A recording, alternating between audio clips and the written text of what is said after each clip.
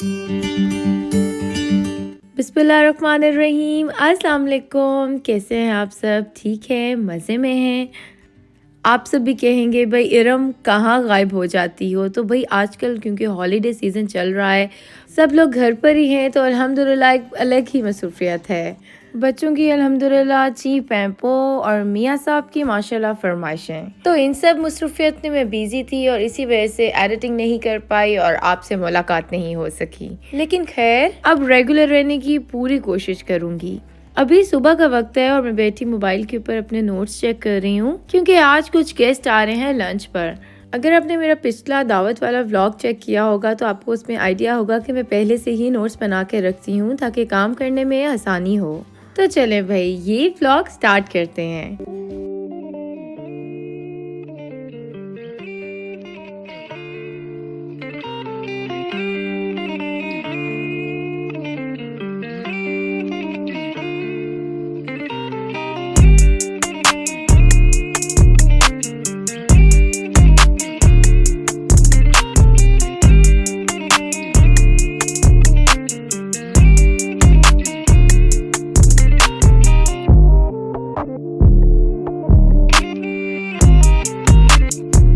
Okay जी, सबसे पहले मैं यहाँ पे सीख कबाब और तंदूरी चिकन और लाहौरी मटन कढ़ाई की मैरिनेशन रेडी करके उन्हें फ्रिज में रख दूंगी। बाय द वे ये दावत से एक दिन पहले की वीडियो है क्योंकि यहाँ पे सारे काम खुद ही करने होते हैं तो हर चीज़ को मैनेज करना बहुत ज़रूरी है।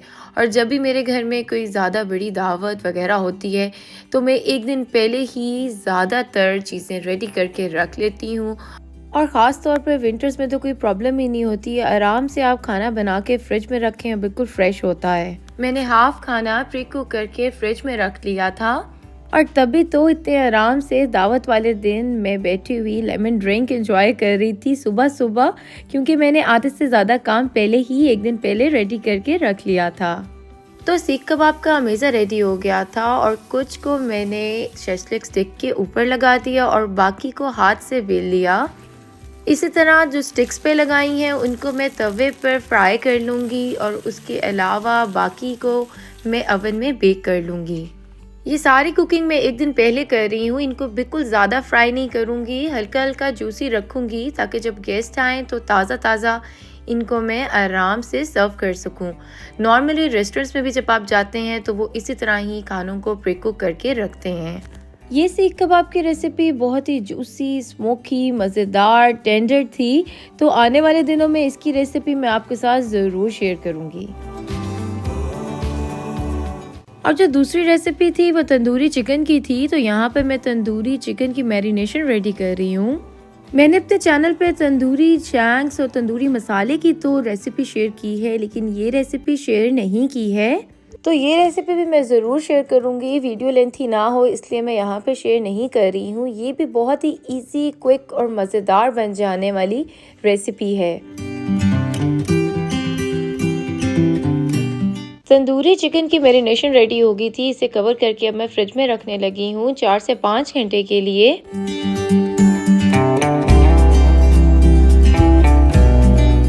और आखिरी मैरिनेशन लाहौरी मटन कढ़ाई की है, तो इसको भी मैं जल्दी से मैरिनेट करूंगी। बाय द वे इसकी रेसिपी मैं अपने चैनल पर आपके साथ पहले ही शेयर कर चुकी हूँ। जो रेसिपीज़ मैं आपके साथ शेयर कर चुकी हूँ उनका लिंक मैं डिस्क्रिप्शन में दे रही हूँ, आप ज़रूर चेक कीजिएगा। ये 100% बहुत ही मज़ेदार और इजी क्विक बन जाने वाली रेसिपीज़ हैं। मेरे चैनल पर आपको हमेशा वही रेसिपीज़ मिलेंगी जो बहुत ही इजी और सिंपल होती हैं और आसानी से बन जाती हैं, और इसके अलावा उनका जायका भी कमाल होता है। ऑलराइट जनाब, जब तक मैरिनेशन रेडी हो रही हैं तब तक मैं यहाँ पर डिज़र्ट्स रेडी कर लेती हूँ। तो यहाँ पर मेरे पास स्टोर बॉट केक है, स्मार्टीज़ केक है, जो मुझे इतना ज़्यादा ख़ास अपीलिंग नहीं लग रहा था। तो मेरे दिमाग में एक आइडिया आया, तो मुझे थोड़ा सा आइडिया आया है कि क्यों ना इस केक की थोड़ी डेंटिंग पेंटिंग की जाए। तो यहाँ पर मैं इस केक को अभी दोबारा से फ्रॉस्टिंग करूँगी और इसको डेकोरेट करूँगी।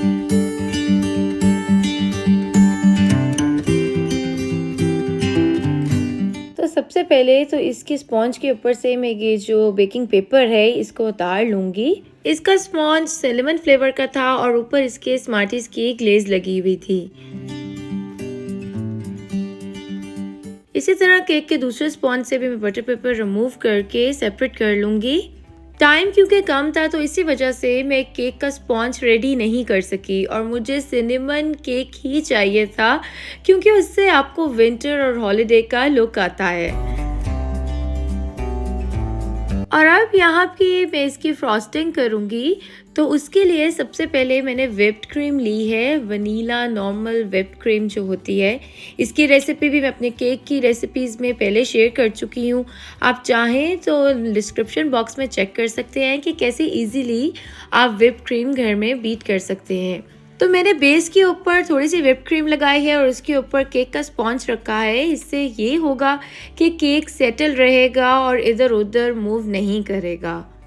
और साथ ही में मैंने इसके ऊपर व्हिप्ड क्रीम को स्प्रेड कर दिया है, जैसे कि आप देख सकते हैं।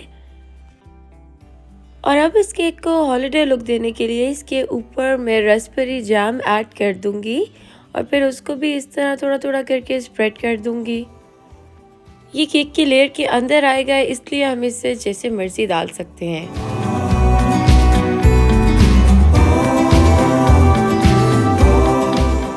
और फिर से अगेन इसके ऊपर मैं ये स्पॉन्ज केक रख दूंगी और साथ ही केक की जो ऊपर वाली लेयर है इसका ग्लेज मैं रिमूव कर लूँगी ताकि एक अच्छा सा क्रम्ब कोट रेडी हो जाए। नीचे वाला स्पॉन्ज केक की मैंने लेयर को रिमूव नहीं किया था। और अब बारी आती है क्रम्ब कोट बनाने की, तो इसके ऊपर मैं क्रम्ब कोट लगा रही हूँ। केक बनाने के टिप्स एंड ट्रिक्स मैं आपके साथ पहले ही शेयर कर चुकी हूँ, तो इसलिए मैं ज़्यादा डिटेल में नहीं जाऊँगी। अगर आप केक बनाने की रेसिपीज़ देखना चाहते हैं तो नीचे डिस्क्रिप्शन बॉक्स में चेक कर सकते हैं। और यहाँ पे मैंने केक का क्रम्ब कोट रेडी कर लिया था, तो इसके ऊपर मैं क्रस्ट चॉकलेट स्प्रिंकल कर रही हूँ। और अब केक को थोड़ी सी वार्म लुक देने के लिए इसके ऊपर दालचीनी स्टिक्स यानी सिनेमन स्टिक्स मैं ऊपर रख दूंगी और साथ ही मैं इसे व्हिप्ड क्रीम से डेकोरेट कर दूंगी।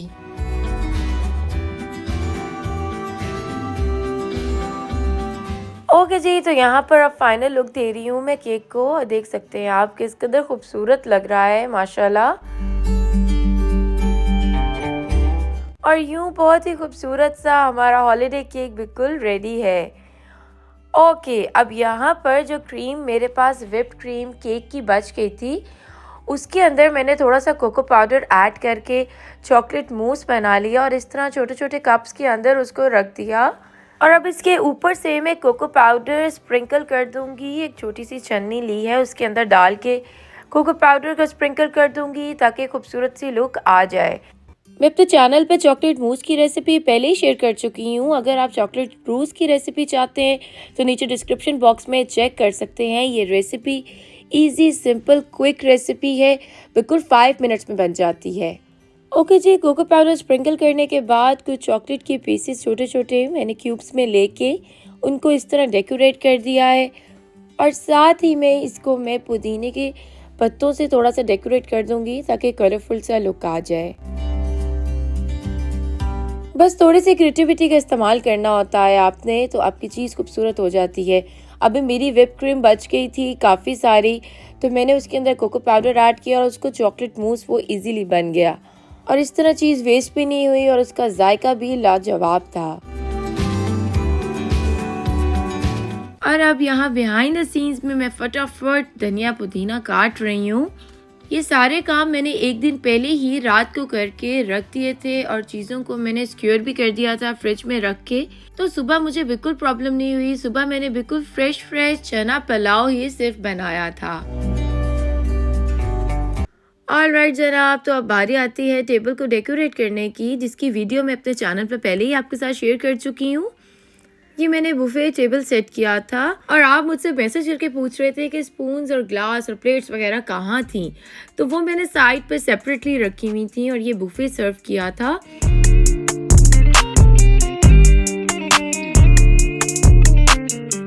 ओके जी, अल्हम्दुलिल्लाह से खाना बिल्कुल रेडी हो गया है, टेबल सेट है और अब बस गेस्ट को इनवाइट कर रही हूँ। खाने में मैंने तंदूरी चिकन, इसके अलावा शाही चना पुलाव और साथ में बटर चिकन जो मेरी बहुत ही प्यारी फ्रेंड मेमूना सराज बनाकर लेकर आई थी बड़ी मोहब्बत से, और जो बहुत ही मज़ेदार था। इसके अलावा सीख कबाब और साथ में लाहौरी मटन कढ़ाई भी शामिल थी। खाना अल्हम्दुलिल्लाह बहुत ज़्यादा मज़ेदार था और सबको बहुत ज़्यादा पसंद आया।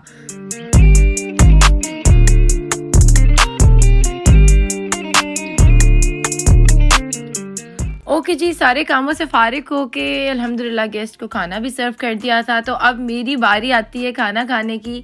तो ये देखिए मैं किस कदर मज़ेदार तरीके से अपनी प्लेट बना रही हूँ, जिसमें मैंने चना पुलाव पहले डाला है, साथ में तंदूरी चिकन और भी बहुत कुछ डाल के अल्हम्दुलिल्लाह खाने को एंजॉय करने लगी हूँ।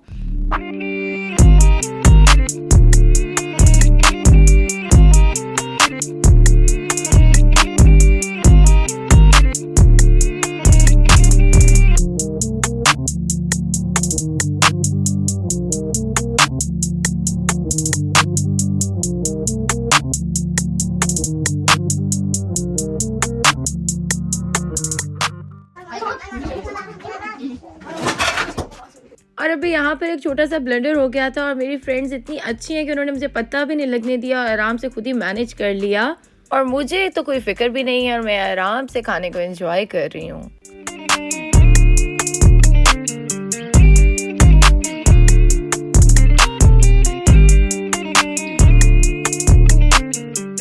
अल्हम्दुलिल्लाह खाना बहुत मज़े का था, बहुत मज़ा आया। और अभी यहाँ पर चाय का टाइम हो गया और उसके साथ डिज़र्ट का, तो बस उसी की तैयारी हो रही है।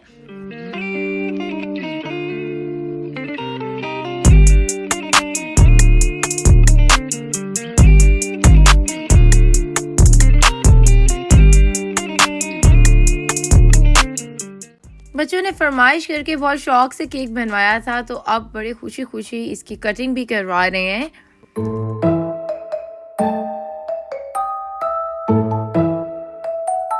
और अब यहाँ पर एक छोटा सा चोर पकड़ा गया। ये देखें कितनी जल्दी जल्दी सारी चॉकलेट उठाने की कार्रवाई हो रही है। वैसे ये सिचुएशन देख के मुझे अपना बचपन याद आ गया, क्योंकि हम भी शादी वगैरह या किसी इवेंट पे जाके बिल्कुल ऐसी सेम हरकतें करते थे।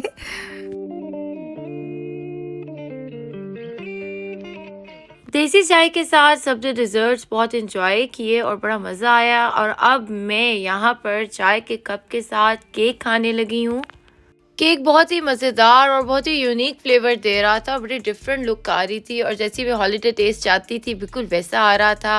और अभी यहाँ पे मैं खूब सारी बातें कर रही हूँ और इसके साथ केक को एंजॉय कर रही हूँ।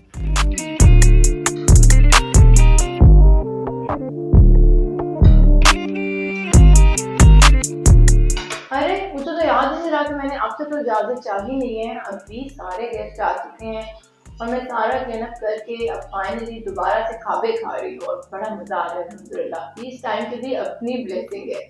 और ये देखिए कैंडल्स भी बिल्कुल मेल्ट हो गए हैं, तो इसका मतलब है कि आपसे इजाज़त का टाइम हो गया है। तो मिलते हैं इंशाल्लाह किसी नई वीडियो में। अपना बहुत सारा ख्याल रखिएगा, दुआ में याद रखिएगा। अल्लाह हाफ़िज़।